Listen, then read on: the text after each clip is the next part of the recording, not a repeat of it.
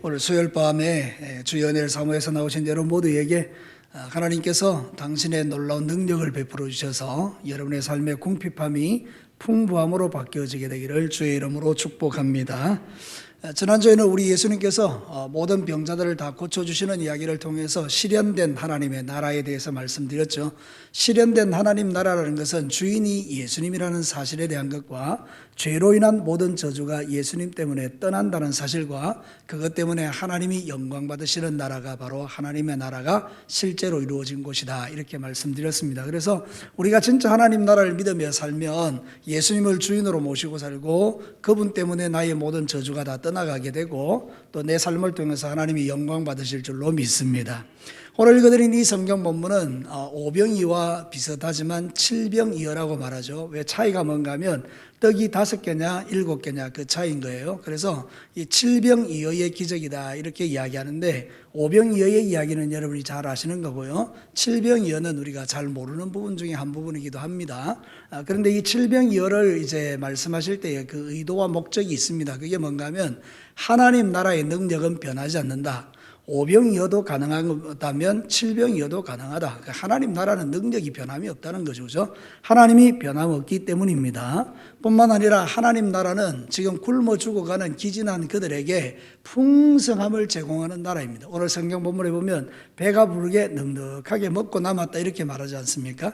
우리는 다 저주를 받아서 굶주린 인생들이지만 그러나 예수님이 우리 속에 오시면 우리는 풍성한 삶을 살아가게 됩니다. 여러분 영육간에 풍성해지시기를 축복합니다. 뿐만 아니라 오늘 성경 마지막에 보면 예수님이 그들을 다 돌려보냅니다. 여러분 우리의 본질은 뭔가 하면 은혜 받으면 그 자리에 머물고 싶어요. 축복의 자리, 은혜의 자리 여기 머물러 있고 싶은 거죠. 제자들이 변화상에서 우리 안 내려가고 싶어요 이랬던 것처럼 우리는 그냥 그 자리에 있고 싶은 거예요. 근데 다 흩어서 보내버립니다. 너희들은 가라. 가서 뭐 하라는 거죠? 네가 만났던 예수를 전해줘라. 이 칠병이어라는 기적이 일어났다, 이걸 이제 보여주라는 거죠. 그래서 사실 우리는요, 교회 왔다가 세상으로 나가지 않습니까?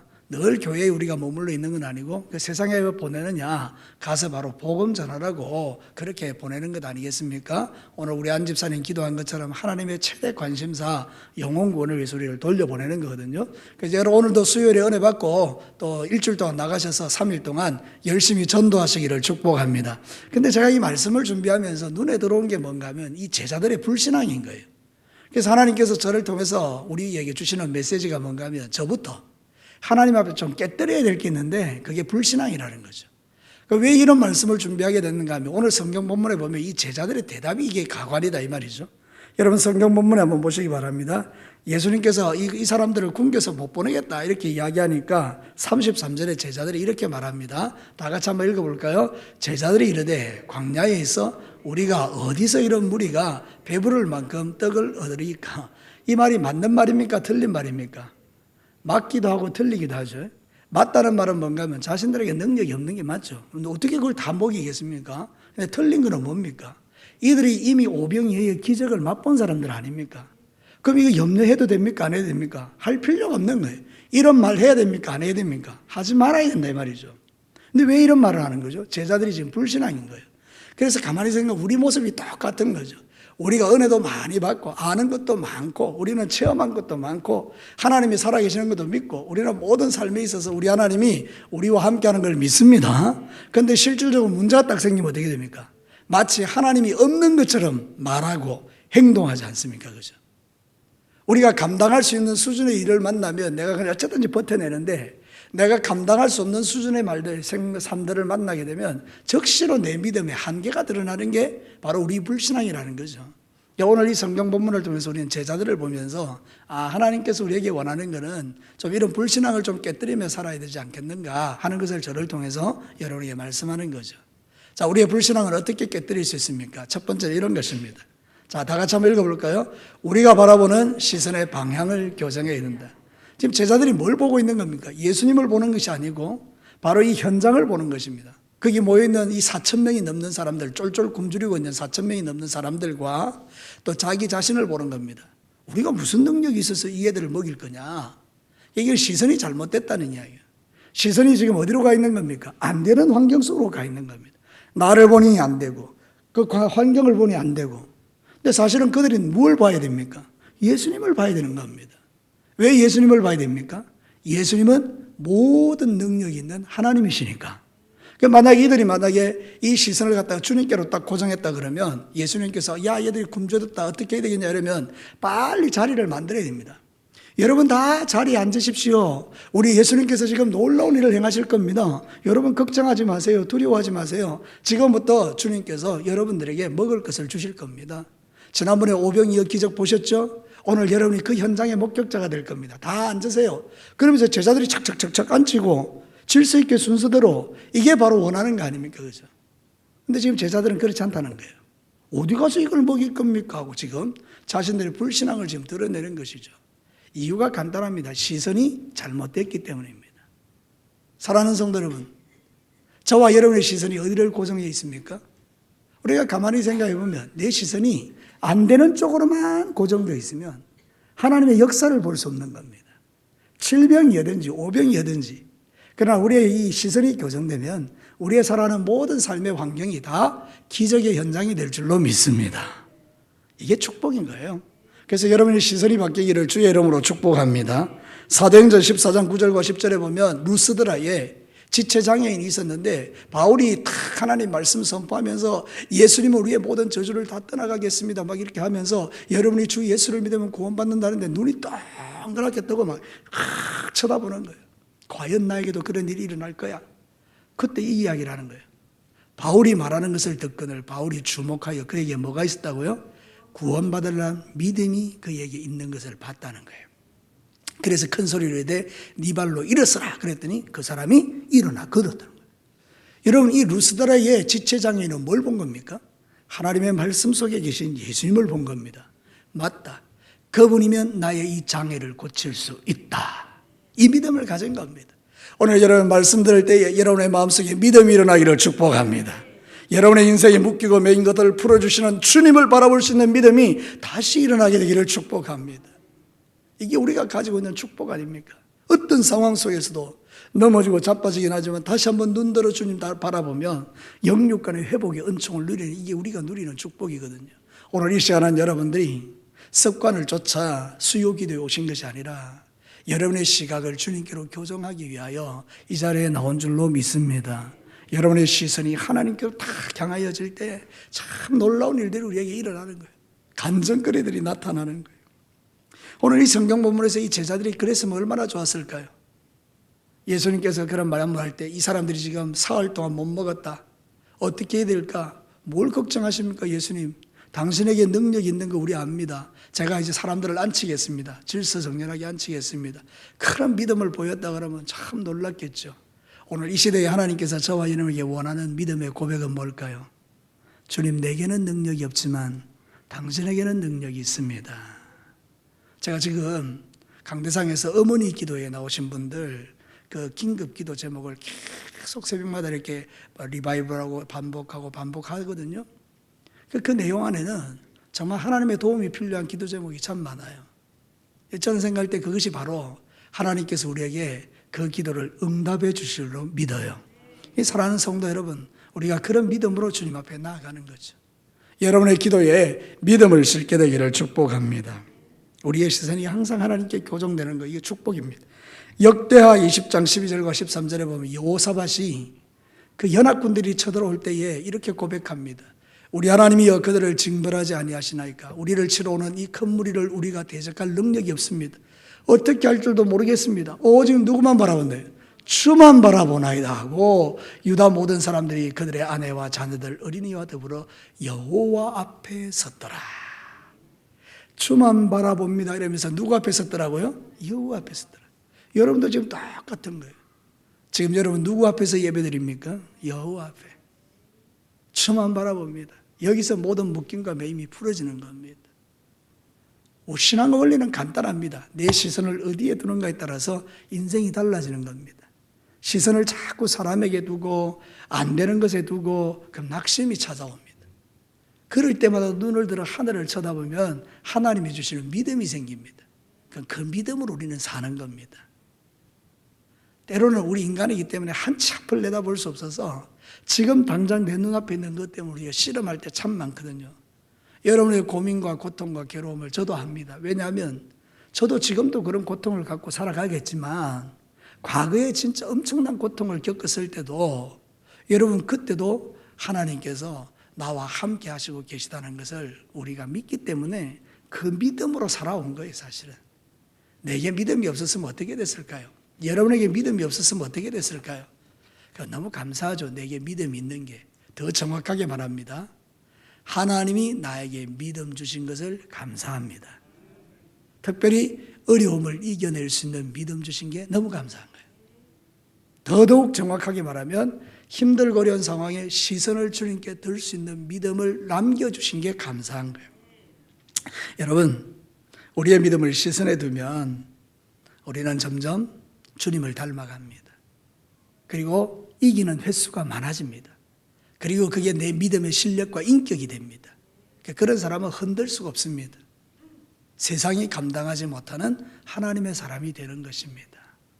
주님의 목표는 여러분의 믿음이 세상이 감당하지 못하는 사람으로 만들어가는 것입니다. 오늘 이 성경 본문을 통해서 이 제자들을 보면서 이게 내 모습이구나. 오병이어의 기적을 체험하고도 똑같은 상황이 펼쳐지면 또 절망하는구나. 하나님이 충분히 나에게 역사해 주셨음에도 불구하고 조그마한 일만 생기면 그냥 내 믿음이 와장창 무너지는 연약한 존재구나. 주님은 이 불신앙을 좀 깨뜨리기를 원하시는구나. 그 마음 안고 여러분들 시선을 주께로 교정하는, 고정이 아니고 교정하는 그런 은혜가 있게 되기를 축복합니다. 세상으로부터 시선을 하나님께로 옮기는 거죠. 자, 두 번째 메시지 한번 보겠습니다. 같이 한번 읽어볼까요? 주님의 말씀에 온전히 순종함으로 반응해야 한다. 자, 오늘 이 성경 본문에 이제 제자들이 그런 이야기하니까 주님 개의치 않습니다. 그리고 나서 너희들에게 뭐가 있느냐 이렇게 물어보니까 떡 7개 하고 이제 생선 2마리가 있습니다. 이렇게 이야기하니까 그때부터 예수님께서 이제 행동하기 시작합니다. 35절 36절 예수께서 무리에게 명하사 땅에 앉게 하시고 떡 7개와 생선을 가지사 축사하시고 떼어 제자들에게 주시니 제자들이 무리에게 어떻게 했다고요? 주죠. 자, 여기서 이제 제자들의 반응이 보입니다. 그때하고 똑같구나. 주님께서 축사하시고 떡을 떼주시는 그 모습이 딱 자들이 옛날에 봤던 모습이잖아요. 그러니까 그때부터 이제 행동하기 시작합니다. 주님의 말씀에 그대로 순종했다 이런 뜻이죠. 여러분, 이게 중요합니다. 우리는 불신앙이 있어서 하나님에 대해서 때로는 시선을 이렇게 고정하지 못하고 늘 이렇게 원망불평하면서 삶을 살다가도 주님이 나와 함께하는 게 믿어질 때 갑자기 그 역사가 또 반복되기 시작할 때 하나님이 말씀하신 게 믿어지기 시작하면 행동하게 되는 거예요. 사랑하는 성도 여러분, 내가 말씀을 믿는 게 뭔지 아십니까? 행동하는 거예요. 떡을 떼서 갖다 주라 이러면 갖다 주면 되는 거예요. 이걸로 뭐가 되겠습니까? 이게 아니라 움직이는 거, 움직이는 거. 여러분, 그래서 신앙은 행동입니다. 잘 따라서 합시다. 내게 믿음이 있다면 말씀대로 순종해야 한다. 믿으시면 아멘입니다. 그렇죠. 말씀 듣기만 좋아하고 움직이지 않는다 그러면 큰일 나는 거예요. 말씀은 듣는 대로 살아내는 거예요. 그러면 그게 실력이 되고 능력이 되고요. 원수가 꼼짝하지 못하는 그런 강력한 하나님의 사람이 되는 것이죠. 오늘 이 성경 본문에 보면 이제 제자들이 움직입니다. 깨달은 거죠. 여러분, 우리가 신앙생활에 있어서 이 깨닫는 게 대단히 중요합니다. 주님이 진짜 하나님이시지. 그때도 이렇게 했는데 그때부터 우리는 이제 시작하는 거죠. 여러분, 하나님은 지금도 살아계셔서 역사하는 줄로 믿습니다. 그때 병을 고쳐줬다면 지금도 고쳐주시는 거예요. 그때 문제를 풀어줬다면 지금도 풀어주시는 거예요. 지금 내 앞에 요단강이 있으면 갈라주시는 거예요. 여리고가 있으면 문을 썰어주시는 거예요. 그러니까 여러분, 우리가 그런 믿음으로 움직이는 거죠. 가나의 혼인잔치 이야기 아시죠? 포도주가 떨어졌어요. 이 잔치집에. 모든 흥이 다 깨어지고 이제 완전히 망하는 지경인데 예수님께서 물을 떠다가 갖다 주라 그럴 때에 하인들이 그냥 물 떠다 갖다 줘버리잖아요. 그죠? 가는 중에 놀라운 하나님의 역사가 일어나서 그들이 마실 때에 진짜 좋은 포도주로 변해 있는 물을 본 거죠. 여러분, 이게 놀라운 거 아닙니까? 그죠? 하인들이 그냥 물 떠다 주라 그러니까 갖다 준 거잖아요. 이 신앙생활에 있어서 이 성경 이야기는 뭔가 하면 하나님의 말씀에 순종하냐 하지 않느냐 이 이야기죠. 순종하는 자에겐 구원이 임하고 순종하지 않으면 이건 저주가 임하는 거고요. 순종하는 자에게 축복이 일어나고 순종하지 않으면 아무 역사도 볼 수 없고 순종하면 하나님의 기적을 보는 것이고 여러분 하나님의 말씀을 순종하는 은혜가 여러분과 저에게 있게 되기를 축복합니다. 하나님의 역사가 분명함에도 불구하고 우리 왜 더디 믿을까요? 우리가 더디 믿으니 하나님의 역사를 보지 못해요. 딱 우리는 생각하는 만큼만 순종하는 거예요. 이게 정말 중요하니까 잘 들어보십시오. 우리가 믿음이 있다라고 말하지만요, 내가 믿을 수 있는 것만큼만 믿는 거예요. 그러니 내게 역사가 나타나도 그건 감사의 조건이 아니에요. 왜냐하면 내가 믿을 만큼 믿었으니까 내가 믿은 거예요. 여러분 감기 걸렸잖아요. 약국에 가서 약 먹었어요. 물어보겠습니다. 기적입니까? 기적이 아닙니까? 뭐 어려운 거 아닙니다. 감기약 먹고 낫았다니까요. 기적이에요? 기적 아니에요? 기적 아니죠? 내가 가서 약 사 먹고 왔다니까요. 감기약 먹으면 낫는다는 믿음 가지고 가가지고 감기약 사서 나았다니까요. 그러니까 이건 감사해요? 감사 안 해요? 감사 안 해요. 뭐 당연히 내가 사와서 먹었으니까. 내일 암이 걸렸어요. 병원에서 일주일밖에 못 산대요. 근데 내가 하나님께 나가서 막 울었어요. 그랬더니 병원에 나와버렸어요. 이건 기적입니까? 기적이 아닙니까? 기적이죠. 이건 감사입니까? 감사가 아닙니까? 내가 할 수 있는 한계를 뛰어넘은 거죠. 그럼 우리가 순종해야 된다는 말은 무슨 뜻이죠? 내가 그냥 감기약 가서 사 먹는 거 그런 정도가 아니고 정말 내가 할 수 없는 상황 속에서도 그것이 이루어질 거라고 믿을 때 그 믿음을 통해서 하나님의 놀라운 일을 행하신다는 것을 우리에게 가르쳐주는 사건이기도 해요. 여러분 하나님의 말씀은 진리입니다. 이 말씀을 믿으면 될 줄로 믿습니다. 그래서 히브리서 5장 8절과 9절에 보면 예수님이요 그가 아들이시면서도 받으신 고난으로 뭘 했다고요? 순종함을 배우셨어요. 온전하게 되셨어요. 자기에게 순종하는 모든 자들에게 영원한 구원의 근원이 되어주셨어요. 십자가라는 엄청난 무게의 그것을 주님이 순종하셨어요. 그때 하나님이 구원의 역사를 모든 사람이 누리게 만들어주신 거예요. 그러니까 여러분 이 순종이라는 것은 그런 것입니다. 하나님의 말씀이 힘들고 어려워도 그 말씀대로 살아내는 거죠. 때로 말씀이 부담스럽잖아요. 그죠? 참 말씀 부담스럽다. 저도 그럴 때가 있거든요. 어떤 이제 기도원 같은 데 가서 이렇게 말씀을 들을 때, 참 말씀이 어렵다, 힘들다, 무겁다, 이런 생각이 들 때가 있어요. 그죠? 여러분들도 마찬가지. 근데 그럴 때 우리가 순종함으로 나아가면 하나님이 그 순종 때문에 우리의 믿음을 업그레이드 시켜가는 것을 우리가 볼 수가 있죠. 로마서 4장 18절 아브라함의 믿음을 보겠습니다. 한번 읽어볼까요? 아브라함이 바랄 수 없는 중에 바라고 믿었으니 이는 내 후손이 이 같으리라 하신 말씀대로 많은 민족의 조상이 되게 하려 하심이라. 아브라함이 뭐 할 수 없는 중에 믿었다고요? 바랄 수 없는 중에. 몸은 죽었는데 아들 주겠다 그러니까 말도 안 되는 이야기죠. 내 몸을 내가 제일 잘 아니까. 내가 이 몸이 죽었는데 무슨 아들을 놓습니까? 근데 바랄 수 없는 중에 바라고 믿었다. 이게 바로 말씀에 대한 순종이죠. 자, 여러분. 그래서 여러분이 오늘도 이제 남아있는 3일 동안 하나님께서 여러분에게 뭐를 말씀하시면 그게 내 머리로는 이성으로는 이해가 안 돼도 하나님께 순종하는 법을 배워가시기를 축복합니다. 하나씩 순종하다 보면 되는구나. 그래서 좀 더 큰 믿음으로 나가고 또 순종해 보니까 되니까 좀 더 큰 믿음으로 나가고. 저 같은 경우 이제 이런 게 있잖아요. 우리가 보통 돈으로 하나님 앞에 믿음의 연단을 받는 경우도 있는데 10만 원을 믿는 믿음이 있고 100만 원을 믿는 믿음이 있고 1000만 원을 믿는 믿음이 있고 1억을 믿는 믿음이 아니겠습니까? 그죠? 그럼 하나님께서 처음부터 1억을 믿는 믿음 우리에게 주시는 건 아니고 10만 원부터 훈련시켜 가시면서 나중에는 그 1억에 이르기까지 충분히 우리가 그것을 누릴 수 있도록 만드시지 않습니까? 그죠? 지금 여러분들이 뭔가 일이 잘 안 되거든. 지금 요만큼의 믿음에 나한테 순종을 원하는구나. 그래서 그걸 딱 순종하면 그 다음에 좀 더 큰 것으로 그 다음에 좀 더 큰 것으로 이렇게 나아가지 않겠습니까?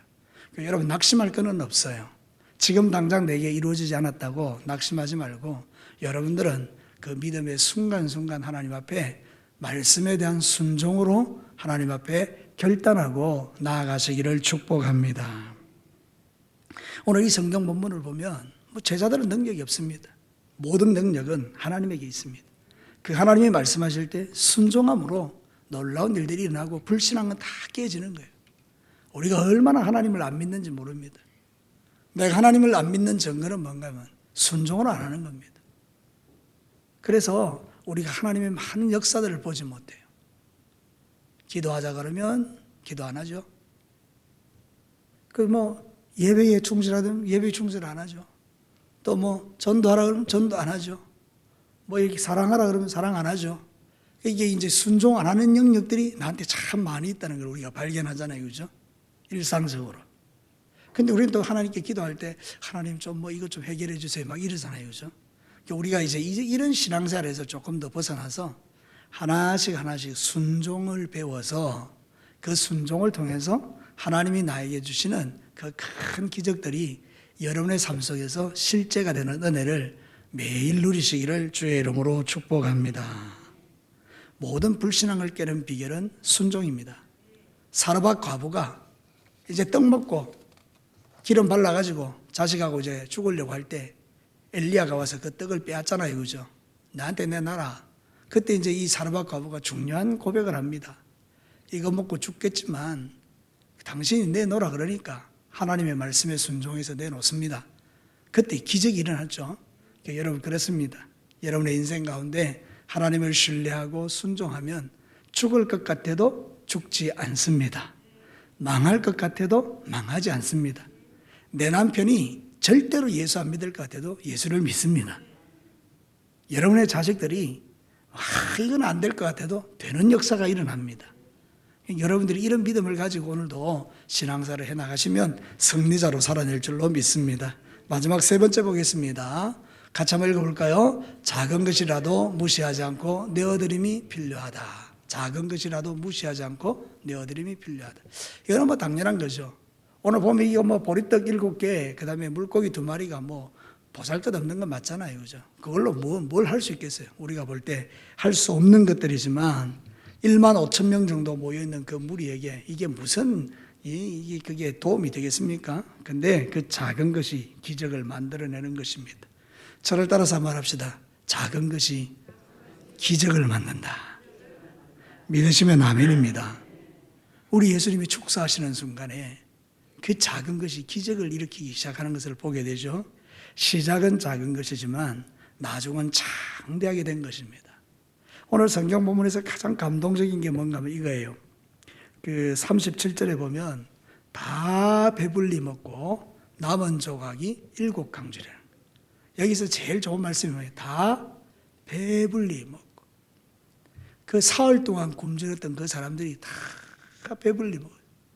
무엇 때문에 이런 일이 있어요? 작은 건요, 작은 것.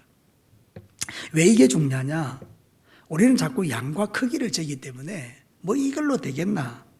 이렇게 하는 거예요. 그래서 하나님이 감동 주십니다. 야, 너 그거 좀 내놔. 그러면 우리는 이렇게 말하는 거죠. 이것 가지고 하나님 하시겠어요? 그리고 감동을 소멸시켜 버리는 거예요. 그러니까 하나님의 역사는 없어요. 그런데 하나님께서 나한테 요구하실 때 내가 볼 때 별것 아니라도 그냥 주님 옆에 드리면 그때부터는 하나님께서 일하시는 것을 우리가 볼 수 있지 않습니까? 여러분 스가랴 4장 10절에 보면 이런 말씀이 있어요. 좀 이해하기 어려운 말인데요. 작은 일의 날이라고 멸시하는 자가 누구냐? 사람들이 스룹바벨의 손에 다림줄이 있음을 보고 기뻐하리라. 이 7은 온 세상에 두루다니는 여호와의 눈이라 하니라. 이스라엘 백성들이요, 포로로 잡혀갔다가 다시 돌아왔잖아요. 성전을 건축해야 돼요. 근데 능력이 없어요. 그래서 이 성전을 건축할 때에 아주 작은 지대를 하나 놓은 거예요. 그래서 사람들이 막 멸시하는 거예요. 저게 뭐야? 막 이러고. 그때 이게 이제 스룹바벨의 손에 다림줄이라는 것은 건축할 때 도구잖아요. 이 숲의 수직 이걸 세우는 거 들고 있는 걸 보고 기뻐한다. 그리고 성령님이 운행하신다. 그러니까 결국 이 이야기가 뭔가 하면 작은 것을 놓으면 성령 하나님이 역사하면서 일을 만들어 주신다 이런 뜻이에요. 그래서 스룹바벨의 성전이 딱 세워집니다. 여러분 모든 것은요 갑자기 뚝딱 하고 떨어지는 게 아닙니다. 기도 응답도요 그냥 갑자기 툭 떨어지는 게 아닙니다. 작은 것에부터 시작하는 겁니다. 오늘 이 말씀이 믿어지시는 분들이 오늘부터 시작해서 맞아 나의 작은 기도로부터 시작하지, 그래서 작은 기도를 시작하게 하면 하나님께서 성령님이 역사하시면서 그 작은 것들이 역사를 만들어내는 것을 볼 수 있다 이런 뜻입니다. 여러분 안에 품고 있는 그 작은 건요, 무시하지 마십시오. 그게 나중에 큰 일을 이루는 역사의 통로가 되기도 합니다. 작은 감동들을 놓치지 말라고요. 쉽게 이야기하면 이런 거예요. 저한테 어떤 사람이, 제 마음에 성령님께서, 야, 너 저 사람한테 가서 미안하다 캐라. 그 내가 가만히 생각해보니까, 지금 내가 가서 미안하다 하면 저 사람이 뭐 알아듣겠나? 괜히 내만 부끄럽지. 뭐 이러면서 내가 그 감동을 소멸시키는 거예요. 그럼 어떻게 되죠? 그 사람과 나의 관계는 계속 묶여 있죠. 근데 내가 순종해버리는 거예요. 아이고, 미안합니다. 그랬더니 내가 생각할 수 없는 일들이 일어나는 거예요. 그분이 나한테 무릎을 꿇으면서 정말 내가 잘못했습니다. 이런 일이 일어난단 말이에요. 이게 말이 무슨 이야기인지 아시겠습니까? 내 안에 있는 감동을 소멸시키지 않으면 성령 하나님을 통해서 일하는 역사가 일어나는 것을 우리가 경험하게 된다는 거예요. 그런데 우리가 자꾸 소멸시키는 거예요. 감동들을. 야, 저거 좀 갖다 줘. 그러면 아이고, 이거 갖다 주면 그 사람이 나보고 뭐라 할까? 부끄럽다 야, 이러고 감동 소멸시키고.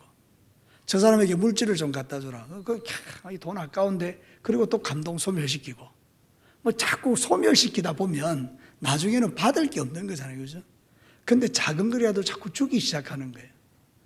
기도하라 그러면 기도하고, 주라 그러면 주고, 인사하라 그러면 인사하고, 그리고 뭐 미안하다 하면 미안하다 하고, 뭐 이렇게 하면서 점점 내 이 순종의 영역들을 확장시켜 나가면 나중에 정말 내가 상상할 수 없는 그런 하나님의 기적과 역사들을 우리가 맛볼 때가 있는 거죠. 여러분 안에 있는 주님이 수시로 주시는 감동들을 소멸시키지 마시고 작은 것이라고 무시하지 말고 그 작은 것을 실천해 보시기를 주의 이름으로 축복합니다. 기적 같은 일이, 기가 막힌 일들이 내한테 일어나는 것을 경험하게 될 것입니다. 마태복음 10장 42절에는 더 기가 막힌 이야기 있죠. 같이 읽고 이제 마쳐봅시다. 같이 읽겠습니다. 또 누구든지 제자의 이름으로 이 작은 자 중 하나에게 냉수한 것이라도 주는 자는 내가 진실로 너희에게 이르노니 그 사람이 결단코 상을 잃지 아니하리라 하시니라. 이런 성경 말씀을 왜 여기다 기록해 두셨어요? 주님이 하시는 일은 하나도 빈틈이 없는데 이 말씀은 정말 우리에게 위로가 되는 말씀이에요. 냉수 그거 하나 떼다 주는 거, 그게 얼마나 그거 뭐 쉬운 일 아니겠습니까? 그것도 하나님이 기억하시고 상을 잃지 않는다. 이렇게 말씀하시는 것은 뭐든지 우리가 다 할 수 있다 이런 뜻이에요.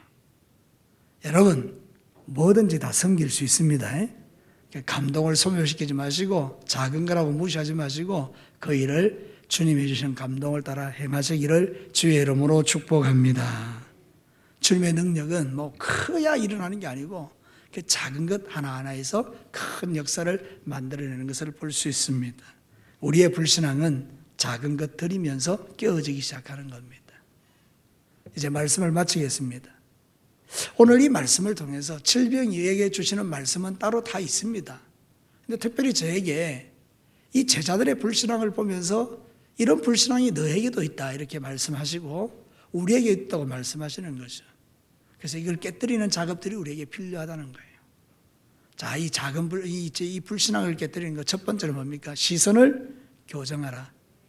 안 되는 환경, 안 되는 사람 쳐다보지 말고 되게 하시는 하나님을 바라보는 이게 우리로 하여금 불신앙을 깨는 첫 번째 길입니다. 두 번째는 뭐죠? 하나님이 말씀하실 때 내 생각으로는 안 되지만 말씀을 순종하기 시작하는 겁니다. 오늘도 여러분에게 하나님 뭘 말씀하십니까? 시선 교정하고 작은 것 시작해봐 이렇게 이야기하잖아요. 감동을 무시하지 마 이러잖아요. 그럼 여러분들 그걸 순종하기 시작하면 하나님의 역사를 보게 된다는 거예요. 마지막 세 번째는 진짜 여러분이 가지고 있는 그 작은 것, 하나님이 감동 주실 때 기꺼이 내어드리는 그 삶이 여러분을 풍성하게 만들어요. 배고파 죽어가는 사람들이 주님 때문에 배가 불러지는 것처럼 저와 여러분이 신앙사를 통해서 풍성한 하나님의 은혜를 누리면서 신앙사를 잘해 가시기를, 하나님 나라 백성으로서 이런 놀라운 은혜를 누리시기를 주님의 이름으로 축복합니다.